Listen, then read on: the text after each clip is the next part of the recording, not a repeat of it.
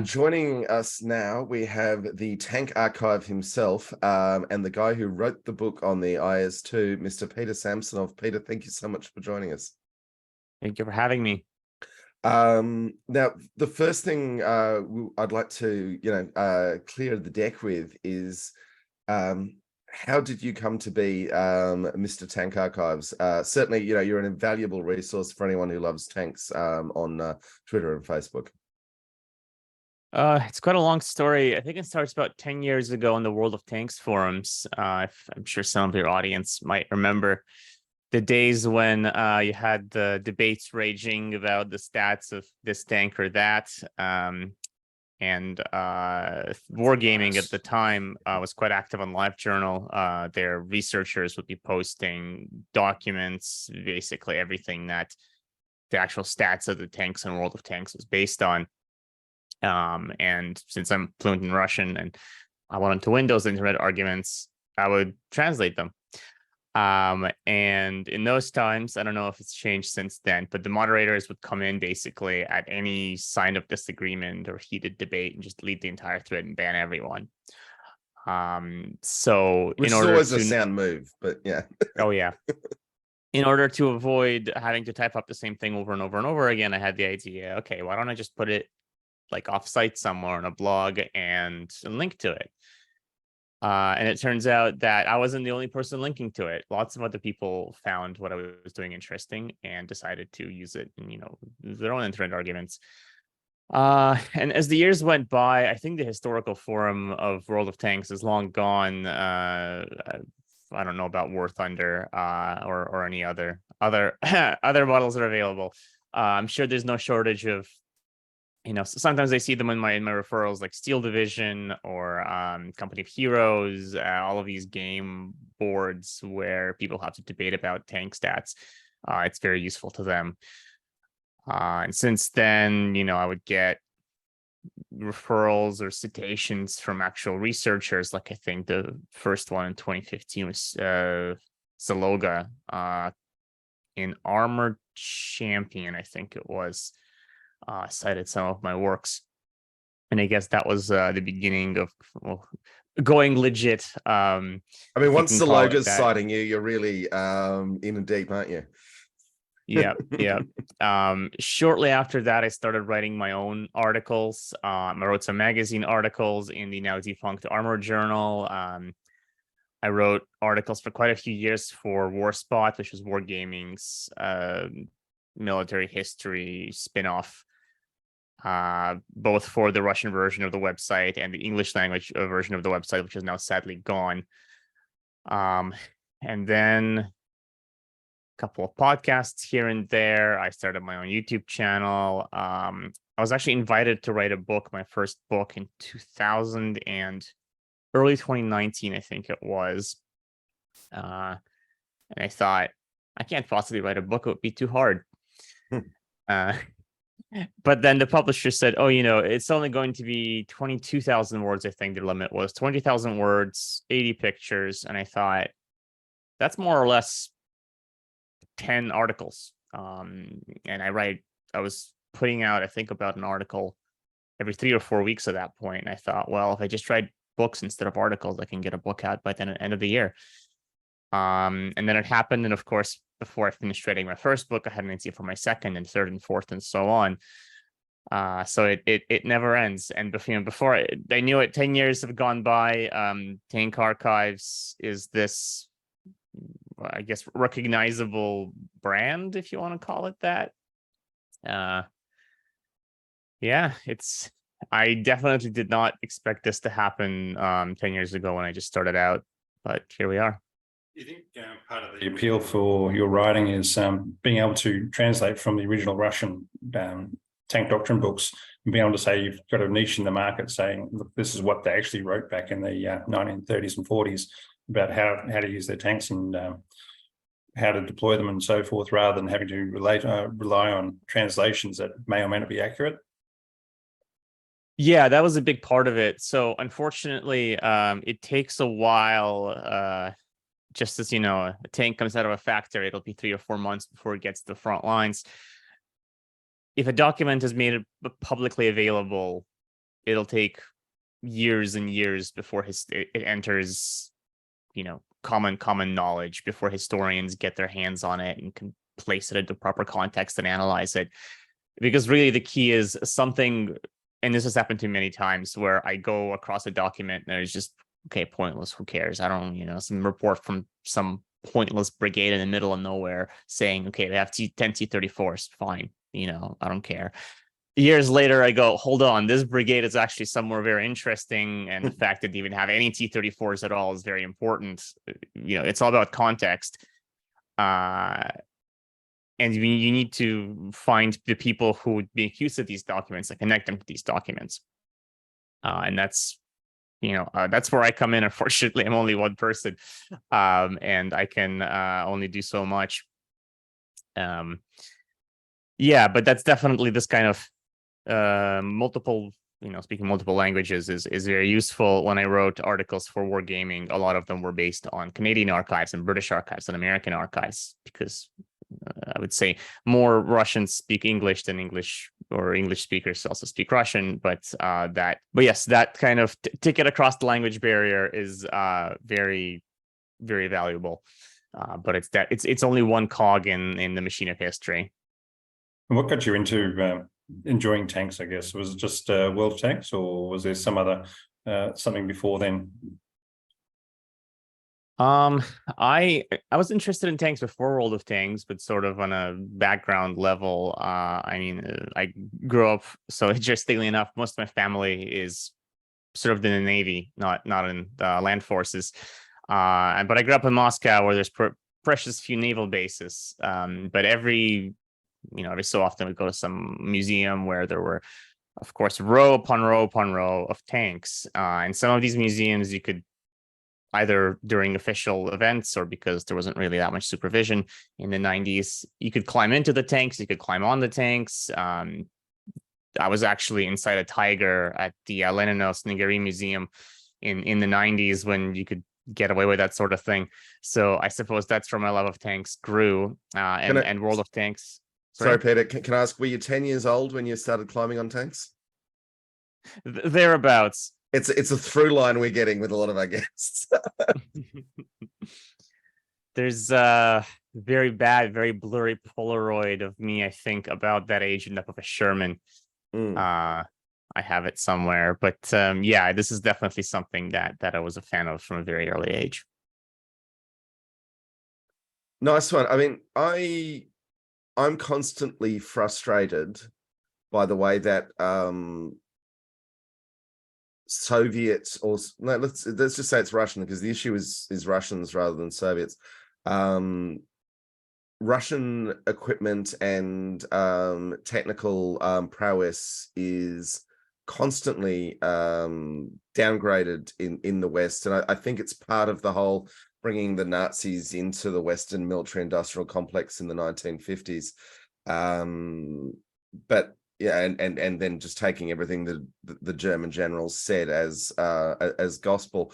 But the sophistication, well, sophistication is the wrong word. The technical achievement of the T-34 is, American industry couldn't put a 76 millimeter cannon in a turret until 1943.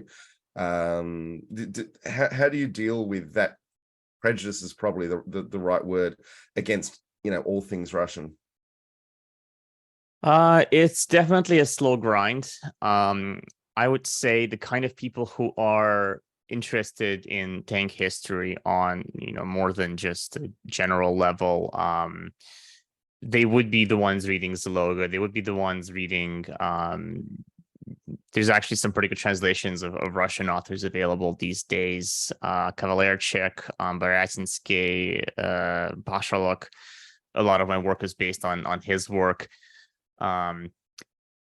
If people actually care, they would be reading these books, and they don't really have these prejudices. A lot of the time, of course, someone read somewhere that, took 15 T-34s to defeat one Tiger, and they're just parroting that fact over and over.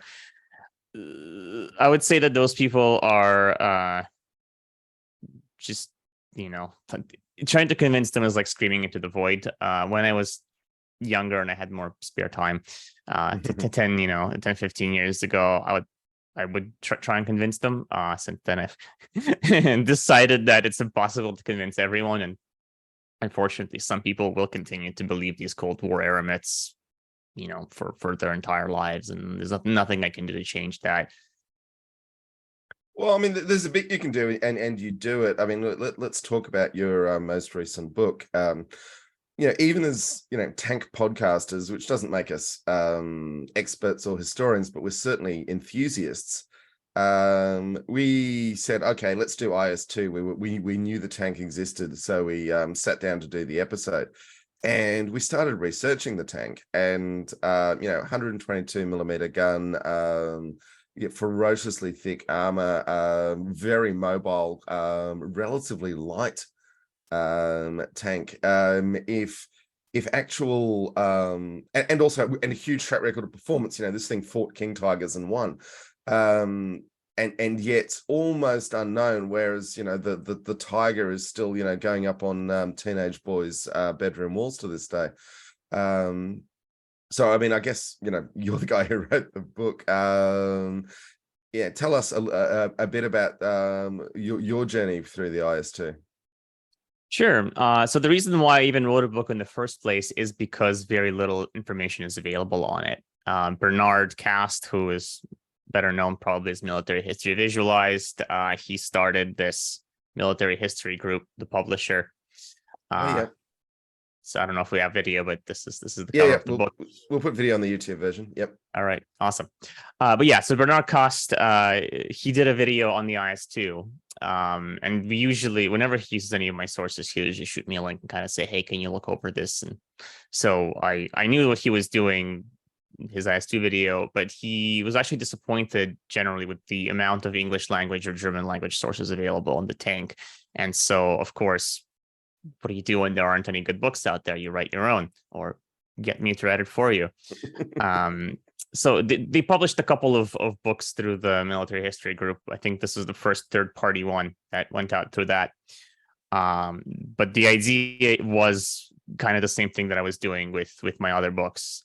Rather than just take what's conventional wisdom or these kind of entrenched myths and do another rehash of, here's like the technical specs of the T-34 or whatever. I started that book from the ground up, right? Here's primary documents and only primary documents. How did a tank come from? How did this tank come from just the very beginning? Absolutely nothing. And as a result, that book has information that you will not find anywhere else, because you have 50 books that essentially have the same content, and then you have this one that doesn't talk about combat, doesn't talk about all these on paper stats. I do mention them, of course, but it ended up being a very different book. And so Bernard wanted something very similar for IS-2, which is, again, designing the T-34 was all about the design and testing and the industrial aspect of it. Driving it 1,000 miles up and down the road. Yeah, that too. So this is development, design, and production. And that's all it is. There's no combat. We are going to put that in a different book, probably, hopefully. This is all about why did the Soviets need this tank in the first place? We had the KV. The KV in 1941 was pretty much what people imagined the Tiger was. Pretty much invincible to anything short of TOW-DA guns. Huge gun, can defeat any German Panzer III, Panzer IV, 2,000 meters. Tactical mobility leaves much to be desired. Strategic mobility leaves a lot to be desired, but You couldn't fit a bigger gun on it. Yeah, and so I talk about, I think for the first little bit of the book, how do you go from that in December of 1941, and then in the summer of 1942, the Red Army goes, scrap everything. We need to start from the ground up. We need to build a new tank. Interesting journey. It's not described anywhere in any English language book that I've ever seen, even in Russian ones. They kind of skip over and just say, hey, 1944, there's IS-2s in the field now. Why? Don't worry about it. So that's the that was one of the major motivations. As you said, the IS-2 hasn't really entered the public's imagination like the Tiger has, or even the T-34 has. A big part of it is because of how good it was. So the Soviets in 1940, even 1943, in late 1943, they decided that the 85 millimeter, so the 76 millimeter gun, in April, after doing trials against the Tiger, they figured out, okay, we can't build new tanks with this gun. We need to replace it with something else, an 85 millimeter. After the Battle of Kursk, they started having doubts about the 85 millimeter. So you couldn't really put anything bigger on a T-34, but the Su-85, the Su-100 was developed as a result. They wanted to put a 122 millimeter gun on the T-44. They put a 122 millimeter gun, of course, on the IS-1, and there was an attempt to put it in the KV-85. They built a prototype, but there was no point in evolving that platform any further since the IS-2 became available. And so this trend continued into after the war. So the 100 millimeter gun was okay. The 122 millimeter gun was still okay. And why would you take 100 when you could take 122? Especially when it doesn't fit. And it doesn't fit in. And you didn't have the resources for making the 100 mils. Well, this is after the war, so you kind of have a little bit more freedom in terms of resources. But the trick is the 100 millimeter doesn't fit into a T-34 at all, and they tried. The 122 millimeter does not fit into a medium class chassis at all, and they tried. And so you have the IS-2. You have the IS-2. It's a mobile platform that the army is more or less satisfied with, and they made thousands of them. And so the tank remained in service, and they modernized it and modernized it and modernized it. And officially, they were only written off in the 90s. So this is a vehicle's 50 years of service. Unfortunately, if the tank is still in service, that means it's classified. And so there aren't really, it can't really exist in popular consciousness. It's not like today where everyone knows about the Abrams or the T-14. There's probably more scale models made of the T-14 than the actual thing. Far more models made of the T-14 than the real thing. All right.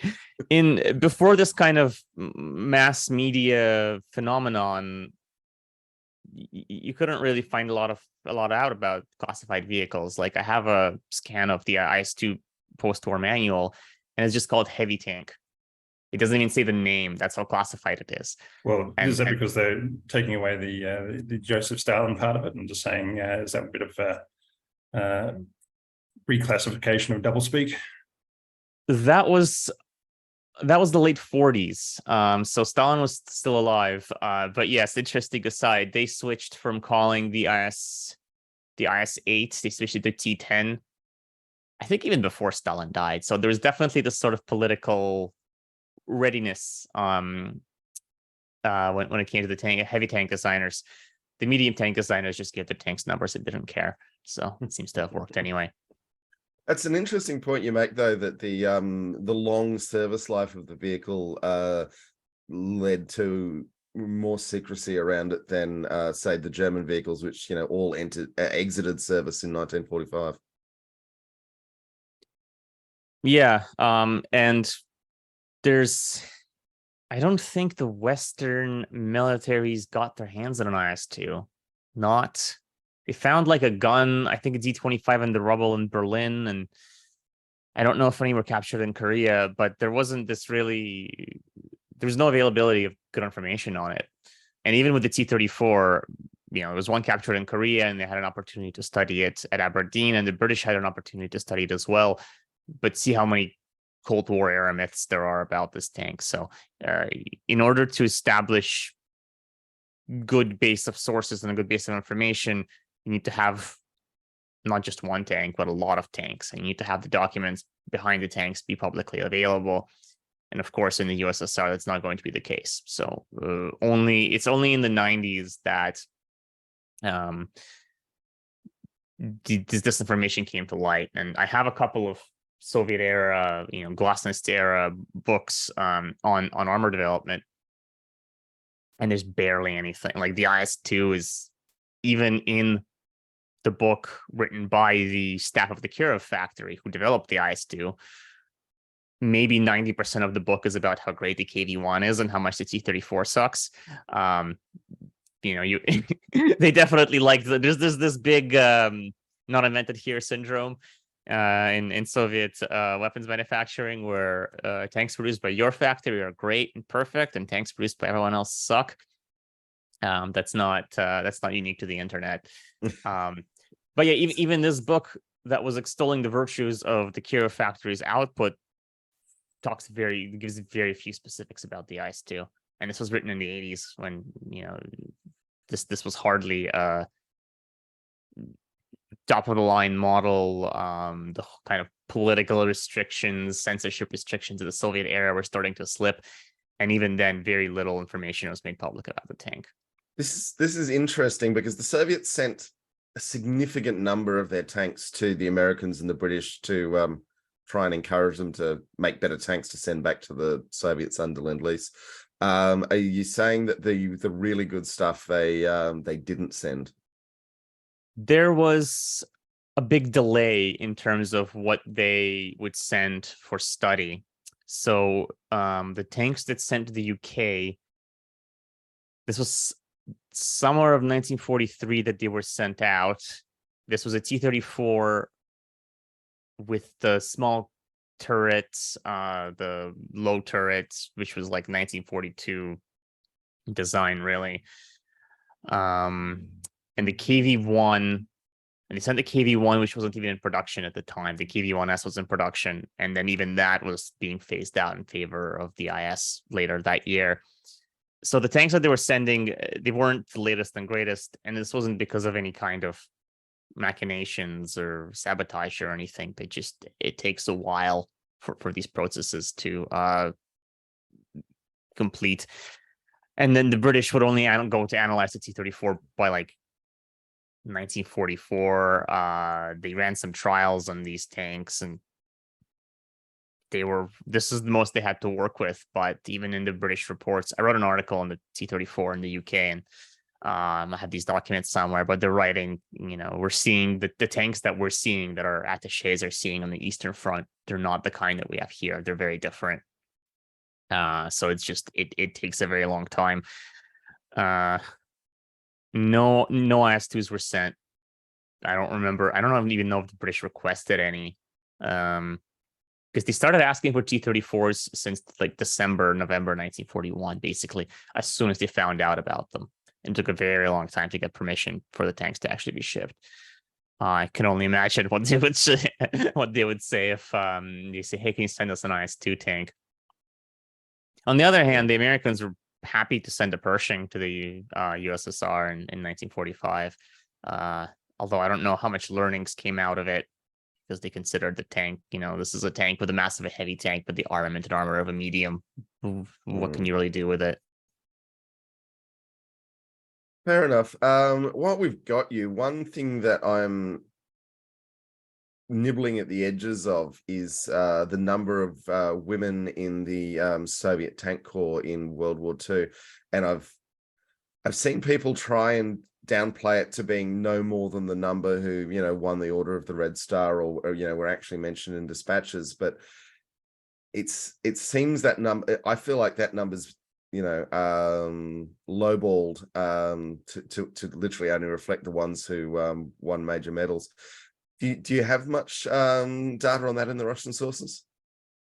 Yes, I have an estimate. It's in the tens of thousands. Yeah. So yeah, definitely there's, like Maria Oktyabrskaya, who won the title of Hero of the Soviet Union, and you had Ekaterina Petlyuk, celebrity tank driver, and you had the Boyko family, where the wife was a commander of an IS-2 and later of an ISU-122, and then the husband was the driver.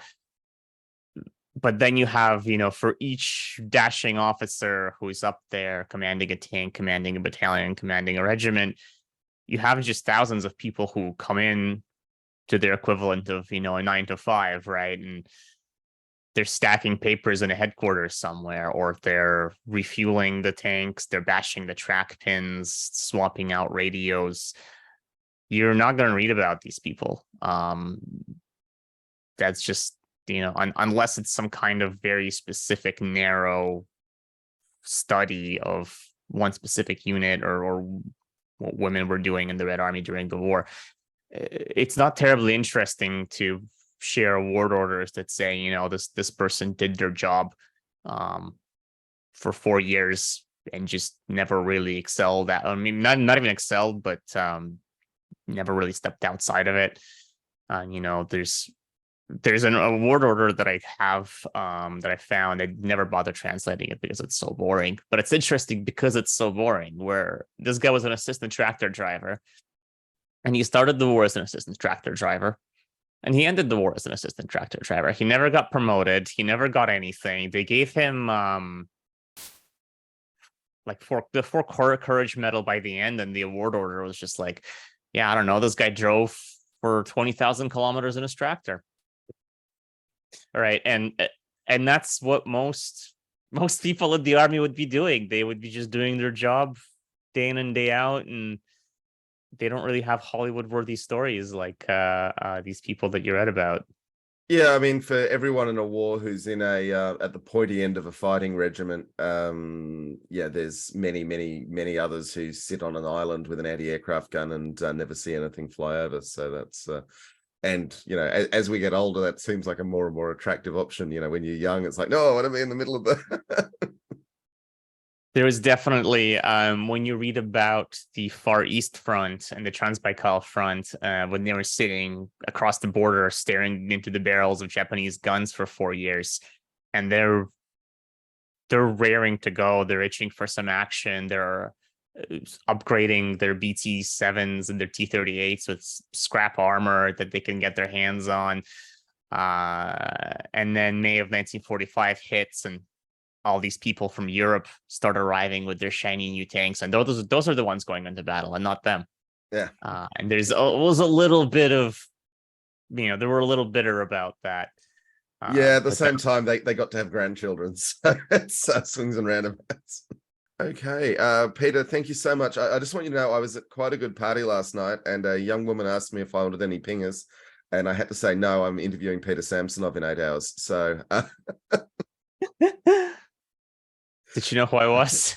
No, no, she didn't, but I did. I did get. I was at 2 reenactment events in June, July, and I did get people coming up to me and saying, "Hey, you're that tank guy." So some people know who I am. Yeah, like if you're at a tank related thing, the metric changes a bit. Nice one. Look, Peter, thank you so much for joining us and sharing some of your knowledge. Can you tell us where the best places to not tell us, tell our audience the best places to follow you? Twitter, Facebook. I have an Instagram that I started very recently, so if you could follow me on that, that'll be great. YouTube as well. I think if you just search Tank Archives, they all come up. So whatever the social media platform of your choice. I even have a Mastodon, even though I don't really use it anymore. It's getting very hard. Where the hell is this content going? Yeah. All right. Well, thank you, Peter. And hopefully we'll have cause to talk to you in the not too distant future. Thanks, Peter. Thank you. Talk to you later then. Bye-bye.